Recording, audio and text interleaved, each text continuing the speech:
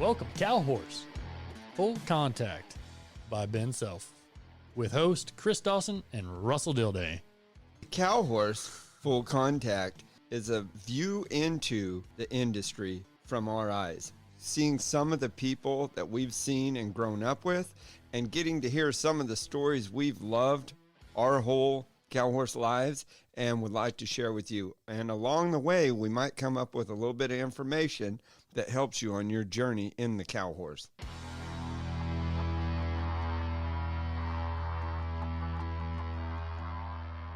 Morning, Chris. Morning, Russell. So we'll start out just getting some of the basics out of the way. How long you been doing the horse training? The horse training, third generation, whole life. Got into the cow horse deal. Went to work for Crawford in 2000.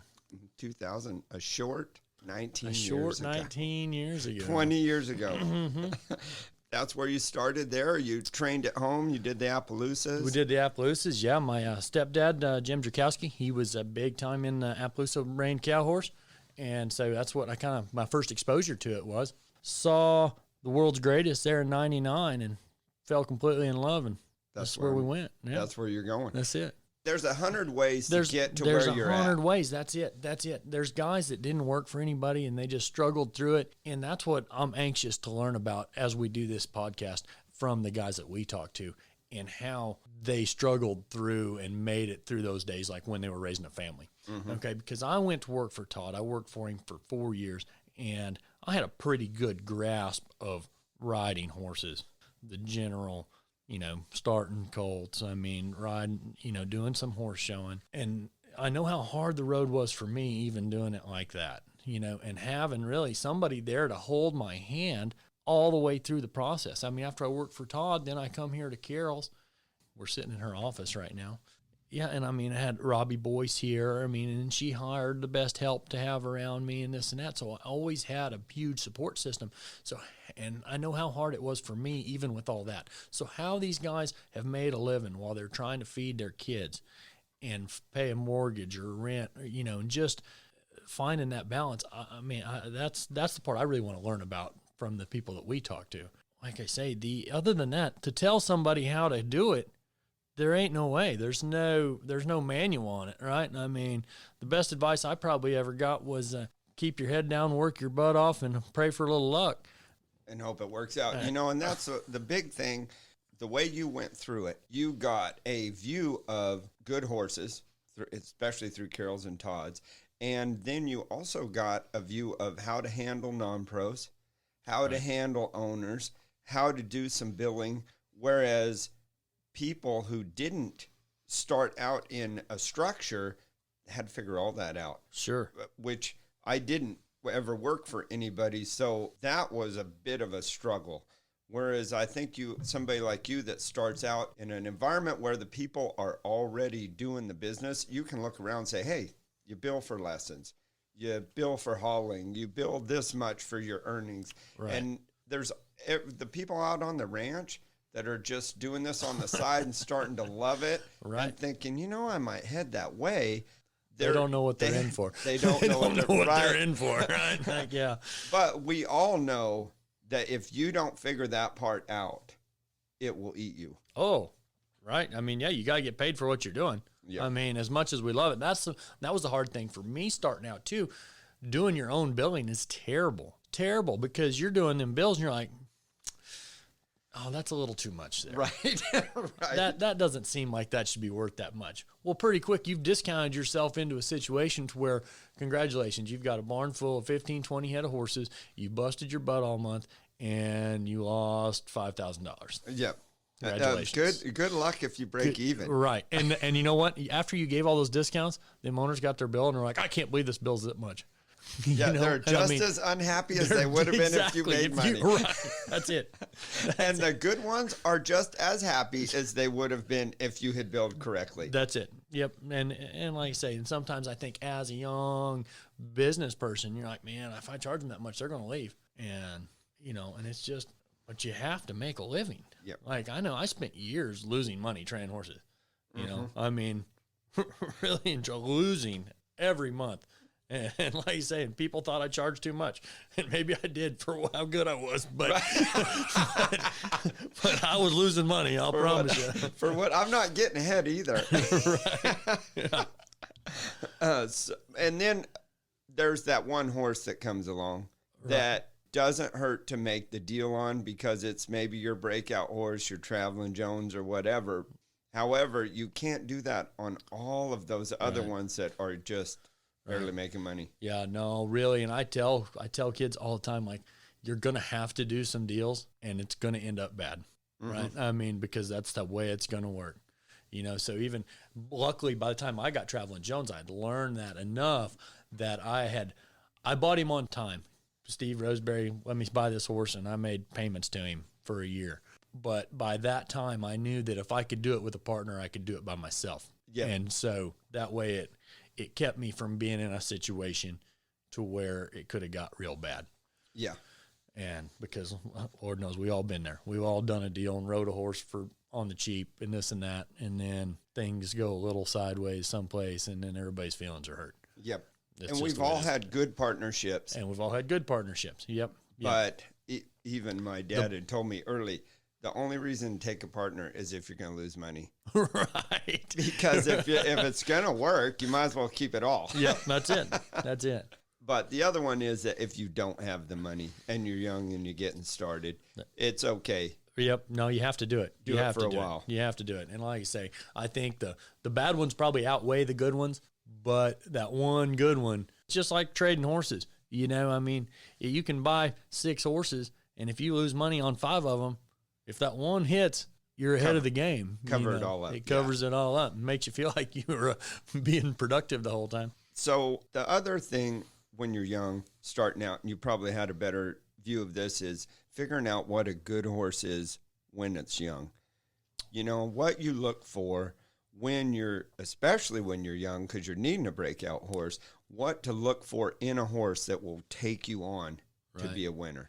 Yeah, that's a tricky one, you know, and I think we all keep looking for that. I know for me, I kind of look at some things that are a little bit unconventional, and I learned it right here at Carroll's a lot. I had some horses here I'd be riding, maybe struggling with. I'd say, Carol, I don't know about this horse. And just, well, I'll come out and watch it. And she'd come out there to the arena and watch it, and this horse, lights out. I mean, perfect, ready to horse show. She's like, I don't see the problem. I'm like, this is the best this thing's rode in 6 weeks, right? Like, I've been struggling. And I found that happened on multiple occasions. And those horses went on and were there when I needed them on show day.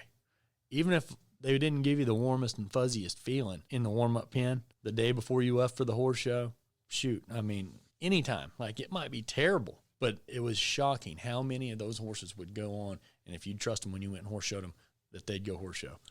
There's those horses. There's a lot of them that are just show horses. Maybe they're not the funnest to ride, but they're show horses. You go in that pen and you know that it's there. That's a tough thing to find when you're young. Yeah, and it's hard to have that confidence to go show when you're not sure which way you're going to go when you pull somewhere. You know what I mean? And like, that happens. You sure don't want to count on it, but like I say, I've really put that in the forefront. Like, I'll come out and we try and video them horses. You know, and when they're two, we'll bring a video camera crew out. Oh, my mother-in-law has her own camera set up and what have you. And so we'll have her come out and just like we're doing sale videos, even if we're not doing sale videos, and see what happens. See which ones kind of wave their arms and say, pick me, and which ones kind of let you down a little bit. And I'm not going to say that I'm going to, completely judge my whole, I'm not going to cut one's head off there because they didn't come up there, but I'm going to make sure that I'm going to keep that in my catalog, in my brain, as far as, hey, I need to make sure that I get this rascal solid. So then probably the biggest thing you would get out of that is one that surprises you and say, hey, he's better than he felt like. Right. No, that's one I can trust a little more down the road. Right. Because like I say, I find like that answer at least gives you something to talk about there that's not, well, confirmation and bloodlines. And, that's great. Yeah. Yeah.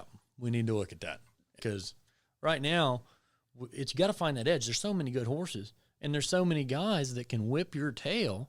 Like I say, if you don't have that upper echelon horse, you're wasting your time. You're spinning your wheels, and you better find somebody eligible for a lower division to go show the rascal, because you're not going to hang. I mean, those days, the days of me out training you or you out training me is over, right? Because too many go rounds. There's too many go round horses now that can win in each go round. Yep. Used to be you had a single go round horse, and then if you could make the other two parts work, you had a shot. Sure. That it's not true no more. Nope. Because, and I almost feel like it's because the minds of the horses that we have now, when you go to the fraternity, you watch them horses, and there are hundreds of horses that would have been superstars just 20 years ago when we started. Yep. Now it's more of the normal. So think of, tell me about how much you've seen change in the horse flesh at the shows versus how many great horses that walk by, you're like, whoa, that horse is pretty. In the old days, that would have been a standout. Right. Now. Sure. So my first year show at Snafflebit Fraternity was in '02, and I make limited finals. I believe that's the same year you made the finals, limited finals on Rainmaker, right? Slider. And I think I don't even remember what my composites were. I think I was like a 206 in the herd, a 216 the reining, and maybe a 217 down the fence. And I mean, I was like solid in the limited finals. It was just the limited finals and the open finals, and there wasn't 4 divisions. Yeah. But I don't know that I was that far out of making the deadgum open finals with that, And like I say, shoot, looking back at that horse flesh, I mean, that mare, I think I showed her the 7th time she'd ever been down the fence was in the go-round at the Snafflebit Fraternity. And it's my first time. And she was by Murata's Money Talks, and I think Todd had made maybe some kind of deal with the owners. I think Gary and Kathy Benton owned that mare, or who was on the papers. I don't know what all the situation was. But she was a super fun horse, taught me a ton. Like I say, my first finalist, right? What you would get done on that mare at her training level today if you had to go walk in there, I don't know. Because I think you see that too. You get those horses that, man, I wish I had them again. Could have done a better job. Could have done a better job. Yeah. Could have done a better job. But would you have spent the time now to get the horse trained the way you needed to? That's what I run into now. Our business has developed into a little bigger, where we have to sort through them a little bit more, which was never really the goal. And so I look back on some of the horses that I had that success on, that how much time I spent with some of those horses that I did good early on. Would I have put up with some of their idiosyncrasies now? Or would it, you know what, we got to go on to the next one. And it scares me a little bit. I wonder how many I miss now. Right. Yeah. Like, well, maybe I'm just being lazy. If I just work a little harder, I get this rascal trained. But at the same time, there's so many good ones out there that it's a waste of time. That's what I'm saying. Then you end up spinning your wheels. So you fall into that trap of doing that. And for me, it's a horsemanship trap to fall into, because I don't want to just say, it's not this horse isn't no good. This horse might not be fit to make an open caliber 3-year-old fraternity prospect, but it's a good horse for something. And maybe he doesn't make an open horse caliber 3-year-old for an open trainer, because when you get to where you're an open trainer and you have more horses, there's also a whole lot of other stuff. Right. A whole lot of other things that eat your time. You're showing more, you're giving more lessons, you're going more places, doing more things, where when you were that younger guy, you had just as many horses in training, but that's all you had to do. Right. Stay right there at that house and do it. Yeah, that's it. And probably I'm going to say 80% of them were just horses they were going to pick up and go home and be glad you trained them anyways. Right. It wasn't, hey, you need to win the fraternity for me. Yeah. It was, hey, wow. Hey, he turns right, left, backs up without pulling, and you can follow a cow and rope on him. So that's kind of I think a big change for young people that you've already been through, that is hard to wrap your head around. When you start getting that success and then all of the extra stuff that comes with it, the least of which would be to start helping with local clubs, right, or even helping serve on the main board. So tell us a little bit about how you managed when you went from just being a young trainer and just riding, and then started getting in the open and winning, and then all the horses started coming and all the problems that come with it. Right. Well, yeah. Well, I'm going to tell you one thing. Making a couple open finals, that doesn't mean the horses start pouring in. No. I didn't have horses start pouring in. Really, it was my wife that got my horses to pour in up until that point. It was, that's what I thought. Shoot, I mean, I'd had some success and had a couple in the finals there several years in a row. And all right, here they come. Nope. Same old guys that had been with me, you know what I mean? That had, you'd pick up a new one here and there. But, I mean, I've got, Jack Bogart, he's been in my barn since 08. Steve Roseberry, I think he come in the barn in 08. I mean, I got two, so that's 10 years, you know, with two different customers. That's, I don't know, I'm pretty proud of that. That's a long time in this business. And so that part, they don't just come pouring in. But as far as you feel silly a little bit complaining about some of the things you have to do. Oh, I got to do a photo shoot today, or I got to do an interview today. Well, it's another set of headaches, right? The headaches change. Yes. Right. I mean, it's like owning your place versus working for somebody or renting. You still have headaches, right? And they're just a different set of them. We call them first world problems, right? And we got, oh my goodness, you got 40 horses in training. Terrible. You're so busy. Terrible, right? Oh, my heart bleeds for you. Right. But like I say, but you still it's still a headache. You got to figure out how to manage all the logistics of it, how to manage the help, you know, and maintaining the, your assistants, your lopers, your stall cleaners, the whole works. I mean, just managing that whole situation is almost a full-time job right there in itself. And you haven't rode any horses yet.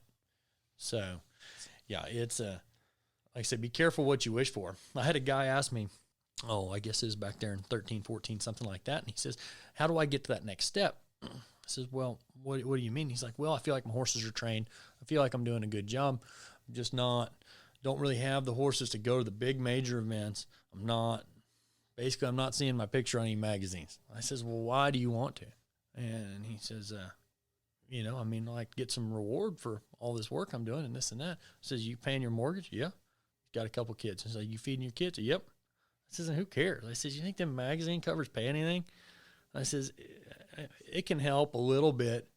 But like I say, at that time, I was getting my picture on the book, and I wasn't getting no new customers out of it. You know, and I think a lot of that was self-inflicted. You know, I don't think a lot of people were ready to trust my lifestyle with their investment and prospects, you know. So I think that's where my wife was the best thing for my business.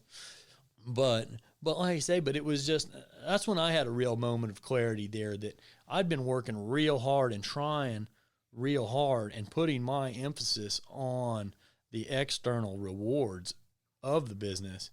And it was around then that I realized that, you know, first of all, I was giving my power to 5 guys sitting up in the chair, and I was allowing them to kind of dictate my happiness and my self-worth based on 5 opinions of some guys that maybe they were asleep up there, maybe they weren't. I don't know. It doesn't, it doesn't. But like I say, but I'll be darned if I'm going to give my control away. And so that was a big stepping stone for me. That's when I shifted to looking for more of my internal award. Did I do everything that I could do to show my horse to the best of his ability? When I did that, shoot, it was easy to hold my head up and walk out of there and give him a pat and go on to the next one. You know, no big deal. And like saying, it was win, lose, or draw. You know, it didn't affect who I was. It didn't affect, how much my wife loved me, you know, and in the long run, I mean, there was customers. You'll have customers that are, they're dead set on me. We all want to win, right? I mean, we're not doing this because we're not competitive, because we don't want to win. We are busting our humps to try and do it every single time. But if you're going to allow that winning or losing to dictate your happiness and your self-esteem there, you're in for a bad ride, because there's a lot more losers than winners. I mean, and there's a lot more losing days than there is winning days. And also, and I've watched that even before this when I team roped a lot, from the jackpot roping to the big ropings, same thing with the cow horse. Those people that put value on everyone by whether they win or lose, no one wins forever. No. So when those people stop winning, suddenly they are not happy with themselves, and there's no way out. There's no way out for them. the people that love their horses, have a family, whatever it is that makes you happy, if you have that, then just do a good job on your horses and let the winning take care of itself. Exactly. Otherwise, if you let it define you, when you start in that spiral, how many people have we seen as long as we've been here? Right. It's bad. That it just spirals into nothing. Yep. And then there's people that can start not winning as much, but they're still making good horses and still happy with themselves. Sure. I think that what you're saying there about your wife and having Sarah come into your life and changing it, how it can make you better in that pen. And now that doesn't even matter that much. It's just an extra. Right. So how much did your life change? Because I saw it. Right. Yeah, it changed a lot. And really on a score sheet, not really the match I'd have picked. Right. Yeah, we get that either a lot. of you. We get that a lot. But opposites attract, and it was magical. It was great for both of you. Yep. No, for sure. I've seen her level you out and give you a solid line, a purpose. Mm-hmm. And I've seen you bring her confidence level up and be happy with herself and be able to just go hang it out there in the show pen. Whereas maybe before she was a little second guessy, worried about how it was going to go. I think I've seen it just from the outside. That's what I see. You tell me what it was like on the inside. Oh, I think really, like say, I think it just let her get on some, let her increase her horse flesh. I don't know. I really helped her a whole lot as far, I mean, she's such a good horse trainer. Like I say, I think sometimes, she maybe could have been a little bit second guessy there in the show pen because everything maybe didn't feel as good as she wanted it to feel. Where I think being around me, she got to see that, man, them things are not perfect. Not perfect. Not perfect at all. And you can still go mark a lot of points on them, and just go, horse show them around. And, and it's different strokes for different folks. I mean, I think mine are pretty broke, but some people get on mine and don't think they're very broke at all. Yep. So it's been been a very interesting dynamic to work with your wife every day too. And I see a lot of young trainers doing this, and I can only imagine. So she was very successful in her own right. And I had a pretty successful business going on when we got together. And there was still the trials of working together. And we were both very confident in what we were doing. So when I see these other couples that are not as confident in themselves or in each other, and they're trying to do the same thing, and they're trying to be out there and hash out every day, I'm thinking, man, alive. I can't even imagine how tough that is. I mean, because like I say, Sarah and I get along fantastic, and it's great to work together every day and have that extra set of eyes. But like I say, we both have the utmost respect for each other in our, what we're both good at. And you kind of learn what to let slide. Well, yeah. Oh, yeah, for sure. A few little things there. Well, I have a rule, and I forget who told it to me, but I've tried to hold real close to it, and it works both ways. Like I say, but if you send them naked, don't coach them. Yeah. And it goes for parents, children, brothers, sisters, the whole deal. Yeah, if you send them naked, don't coach them. But, because you can have somebody come over and help your wife. Yep. And they'll tell them what you were saying. Right. No, and that's it. It just works. That's it. Perfect. And it's the same thing, shoot. Like I say, so, I mean, that's the great thing about the cow horse too, is it's such a family, right? Like we keep threatening to get together and work horses, but we really haven't. It's coming. It's coming, yeah. But, so we have Clay Vollmer, Aaron Tormino, Todd Crawford. I mean, we get together quite a bit at practices. Sean Hayes, Clinton Anderson. There's a group of us there that kind of will do practices and stuff through the summer. There's always somebody there that can be a set of eyes for you. We get to have it every day. We try not to wear it out every day. Mm-hmm. You know what I mean? Like, because the last thing you need all day, every day is somebody like, hey, what about this? Hey, what about that? Like, listen, let me just get some things rode. And this is me talking to myself more than anything, because I can tend to be a little like, hey, well, what about that? Because I'll get to just talking, right? Just talking about horse training. Love it. And sometimes people don't want to hear it. Yeah. Right? Sometimes they need to figure it out. Yep. Ronnie Richards told me that, look, it's great to get help, but you have to find your own way too. You can't just always be listening for someone to tell you how to do it. You got to figure the mechanics out. All right. that's a big thing too when you start riding with everybody. You can't change yourself completely. Right. You see something that someone has that you're like, hey, man, I need mine to do that right there, that move. Yeah. But you can't just change your whole deal. Whatever your base is in your program, you got to just kind of work that in. Sure. And we all go through those spells where we try to do big changes and our whole barn doesn't work that well that year. Doesn't work too good right there. Not at all. Tough. Yeah. That was another big stepping stone for me too. I spent so much time, everybody says, just get the help from the best guys around. And so, I was spending a ton of time with Don Murphy and Ron Rollins. This is after I'd worked for Carroll. And basically I'd go to Don's and then I'd go home and ride for a week or two. And then I'd go to Ron's and I'd go home and ride for a week or two. And I'd go back to Don's and just like this, back and forth. But I was constantly getting a lesson. Okay. And them guys helped me so much. It's unbelievable. But your confidence doesn't get where it needs to get because you're constantly learning. Well, I think Don actually told me, he basically kind of kicked me out. He says, you need to start figuring some of this stuff out for yourself and not just make these messes and come up here and make me clean them up for you. All right. Fair enough. So I start maybe trying to build a little more of an infrastructure like with CJ Shotbell and with Lance Shields in those days. We were kind of the three young guys that were here around Gainesville.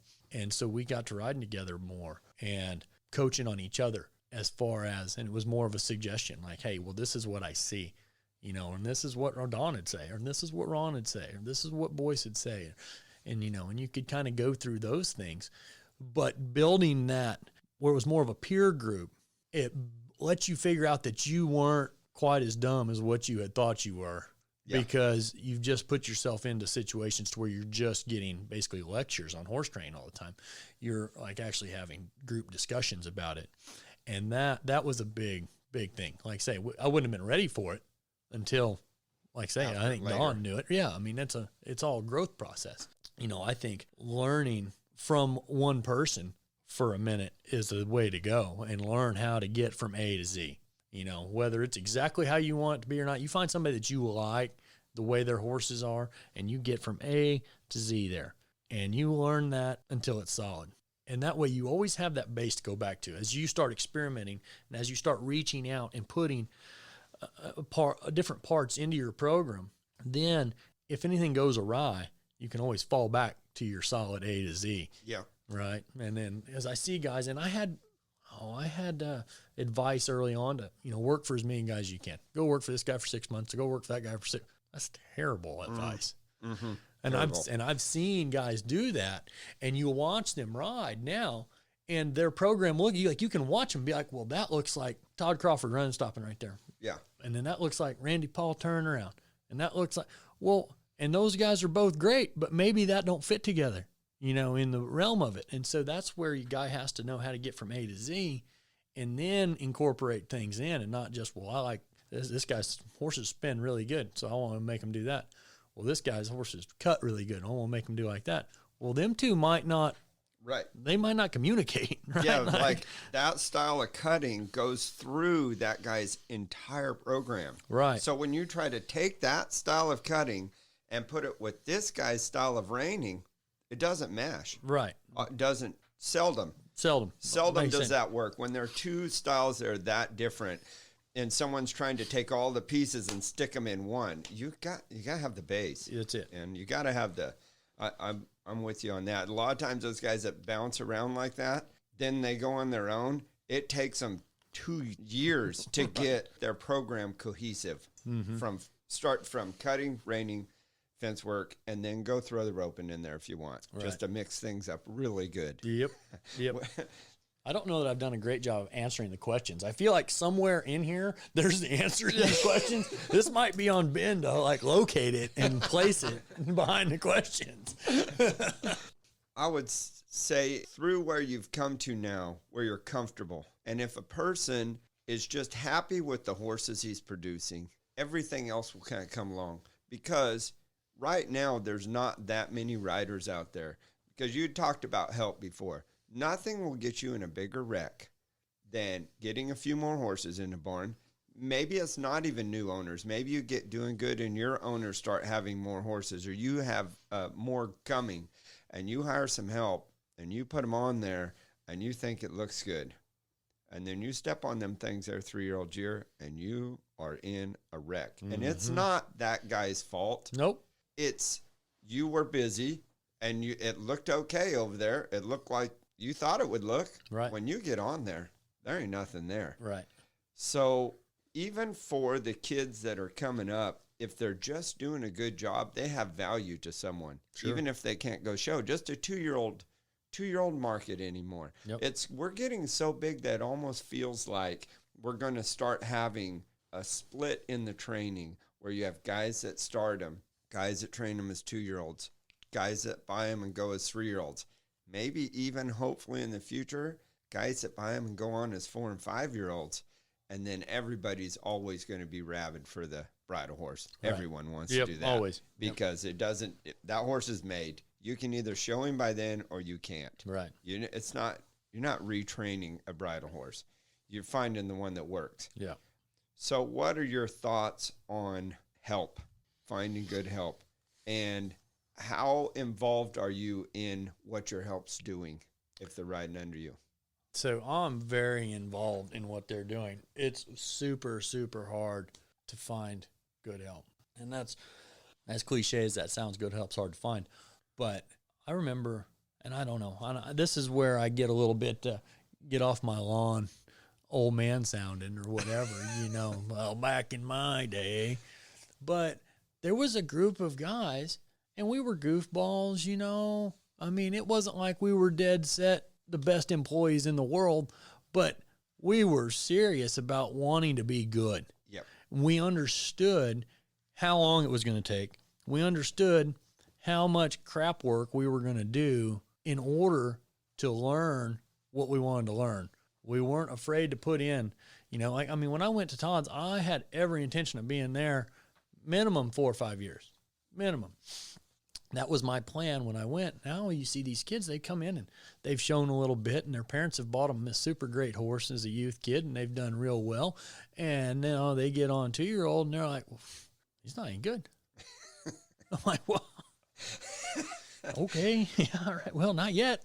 Like, I have to train the rascal. I mean, and so there's just very few. I feel like, I don't know, maybe they're hiding somewhere. But I have a hard time finding these kids that want to really spend the time to learn. I've got, they have so many college programs. Sarah and I were talking about the other day, and I don't know, and I don't know if this is accurate or not, but from the evolution of the college equine program in the last 40 years would have been, like, to my knowledge, University of Findlay. Great horse program. Turned out a lot of great horse trainers. Now there's a horse program at every college, and then they had colt programs and what have you. And them kids could come out of there and they might know a little something about starting a colt, getting on some, and then they could go on and do internships and then get a job. And now they've got the stock horse teams. And it's like, by the time that they're showing in the stock horse team for their college, they're thinking, I'm ready to go to work. I'm ready. I'm ready I can have my own business. Mm-hmm. Where they really just are having a good start to, now they can go be qualified to saddle and trot and watch what's going on in the real world, And so I don't know how accurate that is. That's a little bit the way I feel about it. And I don't know if there's any solution, but I really don't know. I don't know where these kids are at. I'm hoping that they're coming from the high school rodeo programs and stuff off the ranches. I do feel like a little bit, the whole cow horse started from the ranch. Yep. It was a pastime at Salinas Rodeo. They had the stock horse and the rodeo all together. You went there from the ranch. You had a good time. You showed off if you could stay on a horse that bucked. If you could rope, and back then you showed off bridle horse, because bridle horse was the apex at that time. It was like the Lamborghini. That's what the big ranches, or even just great cowboys, wanted to come in and have the best bridle horse. And those people that come from the ranch, me being one of them, were used to long hours and short pay. And the cow horse getting back to the ranches with the ranch clinics we've been doing, I feel like we're getting back to the people that aren't afraid to put the hours in. Absolutely. And, Absolutely. You know, whereas that's a great point. That's a great point. And the high school rodeo deal, getting that involved. Same people. I'm hoping that, I mean, like I say, what are we, 4 years into that now? 5 years? 5 years into the high school rodeo. Me and Matt Cook and Zane Davis did the clinic there at the first one at Rock Springs, and it was and I couldn't believe the turnout. And so I hope that these kids having a little more access and having that visibility of those bridle horses, you know, hopefully that plugs them in and gets some kids wanting to be horse trainers, even wanting to be owners, whatever, just stay in the industry. Because we have this conversation all the time also about, you know, how many kids are growing up watching Roy Rogers and the Lone Ranger now and wanting to be cowboys, right? And so that makes me a little scared for our whole industry as these younger kids come up. And I don't know, horses seem like they have a way of drawing people in. There's so many stories of kids that grew up in town or whatever, but were always drawn to the horse. I think that's always going to happen. But like I say, without them kids wanting to grow up to be cowboys, I get a little nervous about where our future is. You know, I mean, like I say, we're in some great growth right now, and hopefully, like I say, all the high school rodeo and everything else is a stimulus for that. And I'm hoping that brings some more prospective assistant trainers and, you know, someone with the basics of what we were talking about before, about they're ready to saddle a horse. Right. People don't realize now that that's where you have to start to get all the way up there. And those people that rodeo have already gone fast. Yep. They have the speed is no issue. The horses are no issue. They've handled cattle usually for our event. And so they're ready to go on. Plus, a rodeo career is short-lived. Unless you're a team roper, those guys can go for a long time. But the calf roping and all the rough stock events, bulldog and all that short-lived, those kids, when they start out rodeoing, by the time they're about early 20s, they've either made it or they're not going to. So if they haven't rattled themselves completely out on drugs or something, they're looking for a way to stay in the competitive horse world and not have to rely only on their ability to get a check. Those guys switch right over to us because now they get to go fast, they get to ride horses, they get to work cattle, and they get a paycheck if they just do a good job in the training part. They don't have to win. Right. And they can, especially the ropers can, you know, sell rope horses out of what we do. What we do helps them make better rope horses. So there's a whole nother avenue. And I'm hoping that that's where we build our growth from. Right. That's where we get the youth that you're talking about. And then you get a few of them, just like you say, that there's always the kids from town that see the horses and like they're drawn to it. Sure. So those kids that play football see some kids at school and they're like, hey, what are you doing? Well, I'm doing this cow horse deal. It's fast. It's fun. Right. And draw some of them in, too, because some of the town kids turn out to be the greatest trainers of all because they want so bad. Right. Same thing in rodeo. I'm thinking that that's where we're going to have to look. Right. For what you're talking about. Because the walk-in kid that just wants to be you tomorrow wants to come work for you for about 3 months and then be just showing right under you. I feel the same way. Yeah. It just doesn't work. Yeah. No, because they'll show up, you'll get this help, and they'll come in and they've showed a little in college or whatever, and they're pretty comfortable and they're pretty confident, and they're 10 years off. You know what I mean? And like, you hate to don't want to just burst their bubble, but at the same time, it's like, listen, like you're kind of where I was when I was 16. Yeah. Like that was 23 years ago. Yeah. You know, and I mean, and this is all I've done for the last 23 years, you know? And so, yeah, it's super, super hard there. Super hard.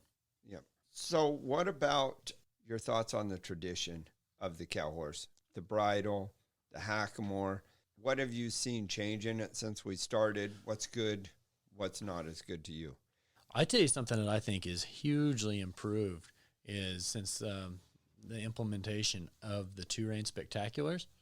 I think it's really given a guy a reason to put that horse in the 2-rein.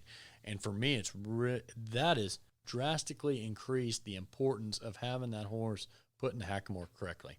Because them horses that are in the hackamore properly and where you can ride them around there, and you transition them to that 2-rein where you can ride them one-handed in that hackamore, and now you've got them steering. I showed a horse last year. Oh, I got to show him about halfway through the year, and I think I want to check on him every time. I never pull on the bridle reins. I just showed him in the Hackmore rein, which is apparently how you're supposed to do it. I mean, weird, right? Yeah, like why you got reins attached to your cavesson here? But yeah, it's a cool deal, and I think that I've seen.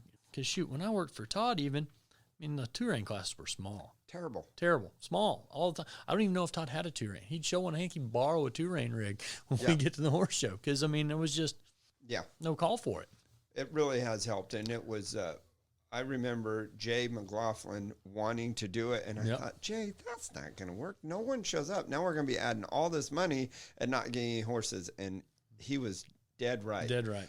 Because it did when you put that money there, it was surprising. You know what it was, Chris? It's surprising how many people wanted to do it, and they needed the reason. And when the spectaculars came, it gave them the place to go with them instead of just going straight to the bridle. Sure. Yeah. Well, before I think Jay had told me, he said he added it all up. If you won the 2-rein at every event, you could maybe win a grand total of $10,000. And this was before the spectaculars. He's like, how are you going to tell somebody they got to leave this horse in training? They're not ready for the bridle classes yet. You're going to leave this horse in training this year. It's going to cost you X amount plus entry fees. Best case scenario, you're going to get $10,000 back. Best case scenario. Best. Like, it just doesn't make any sense. It's ridiculous. So now having those 2-rein spectaculars to where they actually pay something they're worth going to, it takes that, basically that dead year, it takes away. And so, and those horses, I think it's making them put them in the 2-rein properly also, because they are so big and they are so competitive. I think those judges are starting to pay the horses that are put in that 2-rein properly. And they're going to be able to separate a little more there, not just the guy that's hanging on to the bridle with their mouth tied shut with the 2-rein hackamore. Yep. And so, like I say, I think that's increasing our tradition, really. I mean, in an age of where tradition's leaving everywhere, and, we've moved back here to Fort Worth, and that's controversial, but that's been such a huge deal. And I think, kind of jumping around back to the ranch deal, I think that's making those ranches like, hey, this is cool again. We're for so long, them ranches wanted to have cutting horses or rope horses, and really nobody knew about our deal. It was stuck out there in the West Coast, and I understand that's where it come from and that's where it grew. But it was hard back here to sell horses, and these guys didn't. It was hard to sell them as a rope horse. Well, now as more of these people back here in the Midwest and Texas and what have you are getting to see this snaffle bit deal, and that it's a real thing, and how easy those horses go on to different events. Man alive, like a guy gets gets phone calls now. Like, you'll have team ropers and calf ropers call, like, hey, what do you got? I need what's something. Left? What's left? Let's do it. And even older horses, something and that's what I try and tell them is, listen, you don't want the ones that aren't making. You want the ones that are made. Those are the ones you need if you want to go win. They're starting to see it now. Yep. Don't you think? I think so. Even I remember them, they used to feel like, well, it's not good enough to cut. We'll go cow horse. Right. That now that we've gotten back here and gotten the exposure right in the heart of the industry, which you have to come here. Right. I felt that even when I was on the West Coast and everyone was arguing about it. You have to go to the most accessible place, and that's the center, so the East Coast can get there, because that they were wanting clinics on the East Coast for the cow horse for years before we went. Well, how are you going to drive 4 days to Reno? And I loved Reno. Reno was my favorite, but it was just time. Yeah. It was time, and I feel like it exploded our industry, and like you're saying, it's helped us get back to our roots also. Now we can reach back out to the West Coast and all the way to the East Coast. And what do you think that's going to do for our horse prices? Can't do anywhere but up. Can't go anywhere but up, I reckon. And probably, I would have to say, I feel like it's not so much that it's going to push up the price of the number one horse and make him worth a ton, but when you start selling the bottom out, that number one horse starts getting worth more. Right. You know what I mean? Now we got so many people getting interested. Look at what we got going on down there at Fort Worth. The stands are filling up. That it's the loudest I've heard since Selland Arena. in Fresno. Right. I never got to go there. That's before my time. I never got to go to selling. Yeah, I've heard it was crazy. Right. You could feel it was so loud the year that Greg went, the last year, your shirt vibrated in front of you like a rock concert. And it was a concrete seating. They weren't pounding on aluminum. They were just screaming that loud. It was crazy. And that's what I feel happening down here in Fort Worth. Right. I feel that coming back. When that comes back, you sell horses. Right. No, that's it. That's what people want to go see. So on Travelin Jonez, how much, second to your wife, who changed your life immensely, I remember you when it was rock, drink, smoke, and ride. That was life. Sleep wasn't a real part of it. Right. Food wasn't a real part of it. You lived nothing but to ride, and then those few little outside things. With right. No, that was it. The hard music, right. The good old red dirt country. Yeah, yeah. Miller Lite. Miller High Life. Miller High Life. Miller High Life. Yep. So that was a huge change. But what did Travelin Jonez do for you as a trainer? Even more so, the way you're riding more than what he did for you financially. What did he do for your mind? Well, so he gives you the confidence that you belonged, okay? That you weren't just spinning your tires, right? Like you finally, and I don't know, I think the success that I'd had before that would have been at Carroll's. And so you never really know. Was that really me? Or was that just the stock and all the rigmarole that goes with it? And so, and that horse, we were talking about Dawn kind of telling me I need to go figure it out for myself. That was the first horse really that I showed that Dawn never helped me with. And so basically the things that horse did good, they came from the things that I learned from other people and mentors. But me and him figured that stuff out together. Mm-hmm. Like that was, and he was really probably the first one that it was me and him and then our peer group, the CJ Shop Bell, Lance Shields. I mean, Lance Shields helped me a ton with that horse. So that he really gave me the confidence and the fact that I guess he taught me that you don't have to try quite so hard. Like if it's that hard for them, they're probably not going to win anyway. And so like, just sit still, son, and get out of the way and let me win. Mm-hmm. And so let me do it. Let me do it. And why you think you need to be so involved in this? Show me the cow. Right. Yeah. No, that was it, and like I say, so that was a big deal, and up by his 5-year-old year, like his 4-year-old year, I wasted him. I wasted him a lot. I mean, I get a kick out of it. People ask me all the time about him being hot. Because, I mean, he went fast, like real fast. But the only reason he did that is because of my shortcomings training him and things that I did by mistake showing him early on. And I kind of taught him. He was so smart. He learned what I taught him, and I taught him some of the wrong things. Yeah. And so then I had to deal with those consequences. But he was never a hot horse. I mean, and you can watch the video, shoot, he run fast down through there, he'd stop and then stand there like a shot dog. Hot horse is going to stand on there and prance around. I mean, same thing. He'd stand there and you'd turn him around. And when you said go, you better mean it because it was going to go. But in between, he wasn't. Yeah. I mean, and so that surprises me a little bit how many people ask me about how hot he is and how if they can breed a hot mare to him or what have you. But like I say, it was all really my shortcomings that give him that perception. Appearance. Yeah. The appearance. Yeah. And then I thought, you were extremely confident on him, so you were able to go fast down the fence. But what I really thought you brought with him was you brought the circles back, circling the cow in the arena, because at that time, the industry the focus had moved a little towards the reining and stuff, and I felt like our circling the cow was just kind of a formality. It wasn't that exclamation point that it had been a long time ago before. And you circled so fast and so tight and so show after show after show where they started to recognize how much better you were circling than the field. There were guys when you did that kind of came along just and right, and then we're kind of doing it consistently also. But Travelin Jonez really, I thought, really brought it back to the limelight. And is that something you went after, or is that something he did? He was super, super smart about a cow. super smart about a cow and love to be up alongside a cow. That being said, that had been a point of my emphasis. I wanted to be good circling. There was a guy that I came up with named Russell Dilday that used to circle the hell out of these cows. And I was like, that is what I'm talking about right there. And so I really was striving for that a lot. And then I got this horse that could do it. And I was like, oh, man, alive.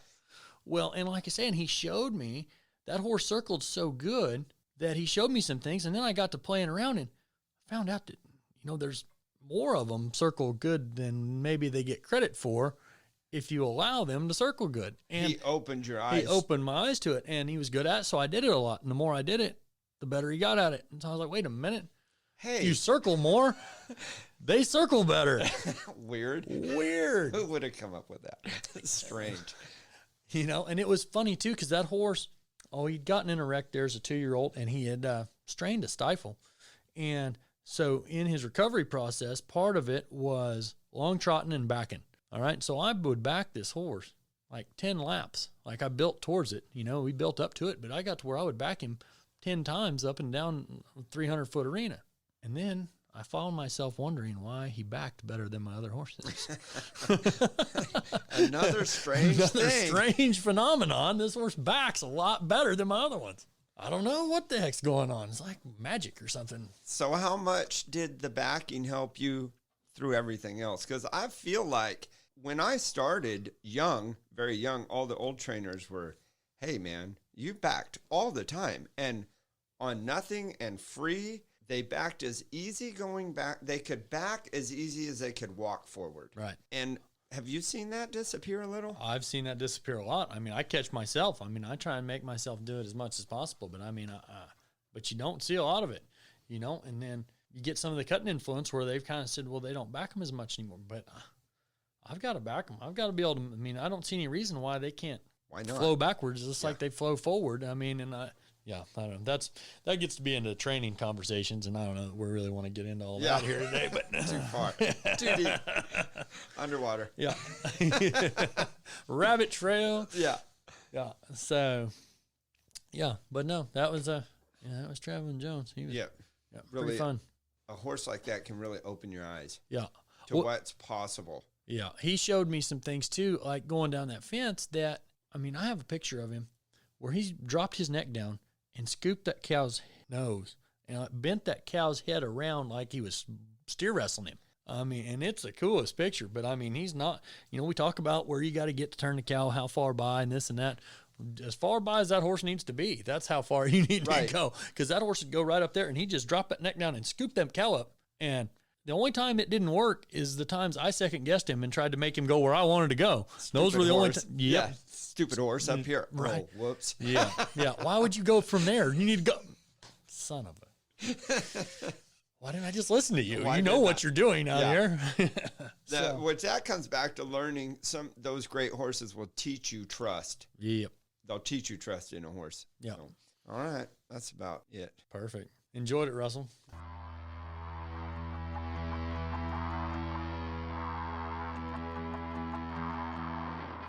Thank you for listening to Cow Horse Full Contact.